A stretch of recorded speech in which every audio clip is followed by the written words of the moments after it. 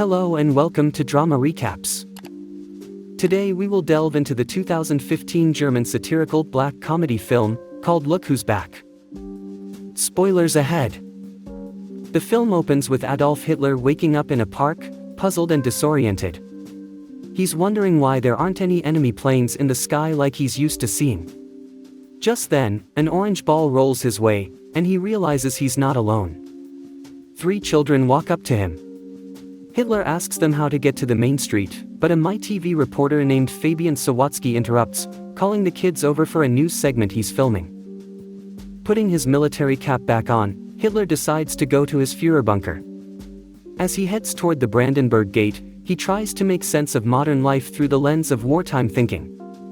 Everyone he meets thinks he's just an actor in a Hitler costume. When he asks a man for the way to the Reich Chancellery, the man asks for a selfie instead.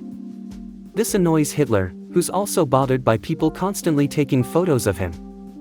Still puzzled by what's happening, Hitler bumps into a young woman speaking German on her phone. When he asks her for the date, she gets scared and sprays something in his eyes, making his vision blur.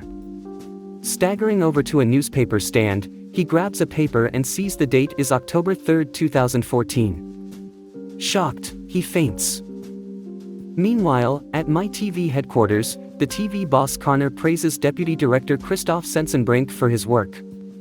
But he then introduces Claudia Bellini as the new managing director, leaving Christoph surprised and unhappy.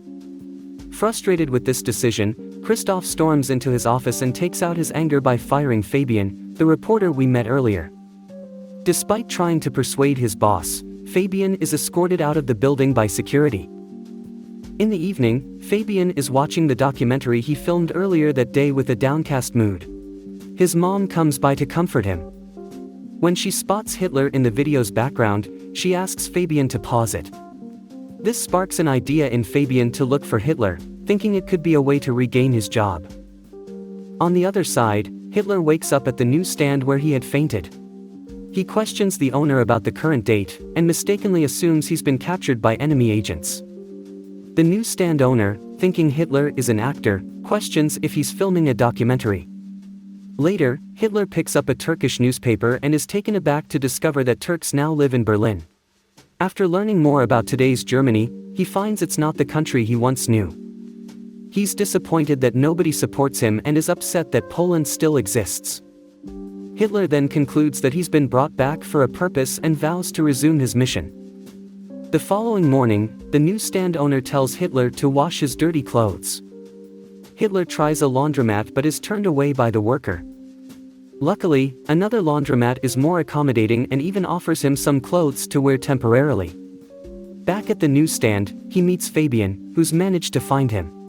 Intrigued by Hitler's look, Fabian proposes they film a journey across contemporary Germany and upload it on YouTube.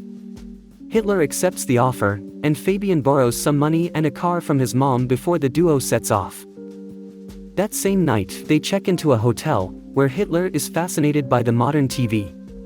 Viewing it as a tool for propaganda, he decides to discuss politics while they film. As they journey from the North Sea coast to Bavaria, Fabian records Hitler talking with regular Germans and offering solutions for their issues concerning immigrants and laborers from other countries. During a visit to a farm, a dog bites Hitler. Furious, he shoots the dog using a hidden gun. Fabian is appalled, grabs the gun away, but Hitler belittles him for his lack of courage and pledges to toughen him up.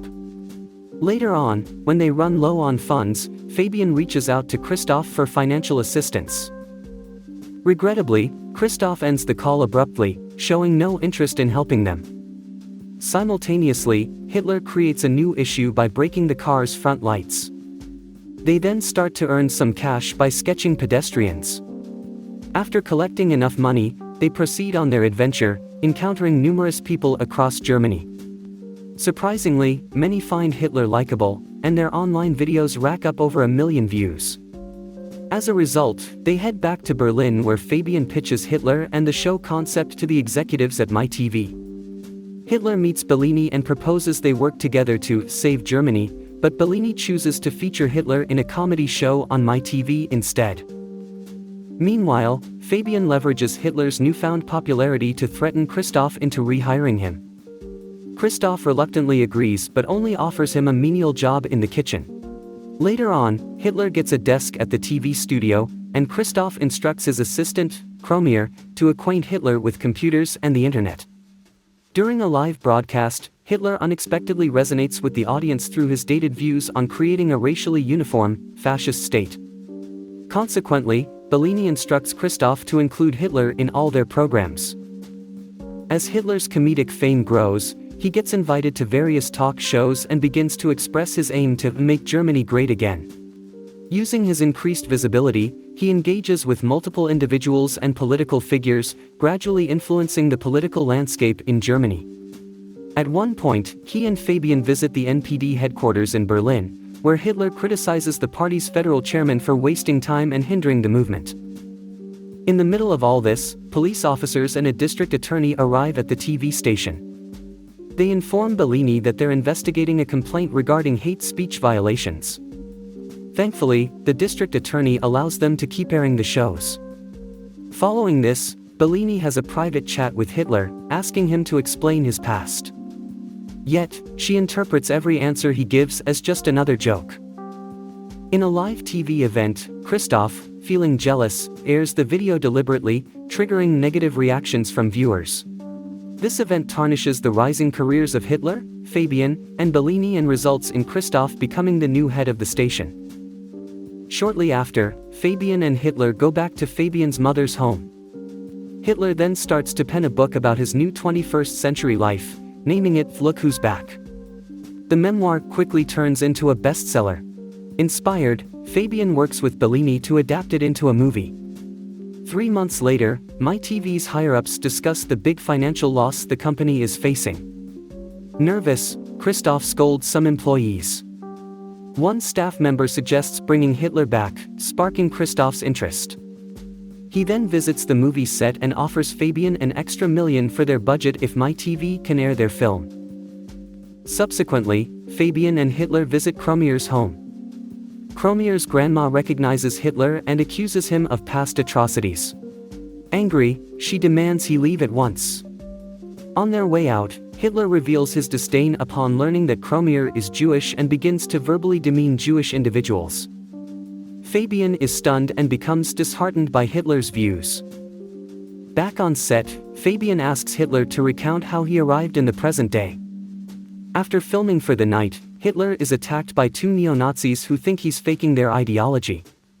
He later wakes up in a hospital to see Bellini, who tells him that public sentiment has shifted in his favor due to the assault. During Hitler's recovery, Sawatsky goes through old recordings and spots a mysterious energy orb just before Hitler's initial appearance. He rushes back to the spot and finds charred leaves. He also spots a sign marking the historical site of Führerbunker. Terrified, he understands that the Hitler he met is the genuine one. He hurries to the hospital aiming to confront Hitler but encounters only Bellini, who informs him that Hitler is at the film set. Fabian tries to make her believe that Hitler is the real deal, but she doesn't buy it. Frustrated, he messes up the hospital room and sprints towards the exit, chased by 2 hospital staff. Moments later, Fabian shows up at the film studio and promptly points a gun at Hitler, accusing him of spreading lies. Hitler coolly says that he was voted into power by Germans in 1933. Fabian then escorts Hitler to the rooftop, gun aimed at him, and corners him, calling him a monster. Hitler retorts that if he's a monster, so is everyone who supported him. Furious, Fabian shoots Hitler in the face and watches him plummet off the roof, seemingly dead. Suddenly, Hitler appears behind him, stating that he can't be killed because he is a part of every German. Shortly after, Bellini yells, "Cut," and the crew celebrates a successful take. It turns out that the whole sequence is a scene in the movie, and Fabian is just a stunt double wearing a fake mask. Meanwhile, the real Fabian is locked in a psychiatric ward due to his earlier meltdown claiming that Hitler is still alive. Once the film is wrapped up, Hitler and Bellini are swamped with requests for autographs and interviews about their blockbuster movie. At this point, Hitler feels that he is well on his way to a political resurgence as his popularity is soaring.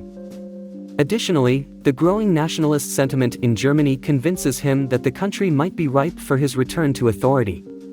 The movie concludes with Hitler and Bellini in the backseat of a car, amid actual footage of nationalist rallies, as Hitler's voiceover declares, "I can work with this."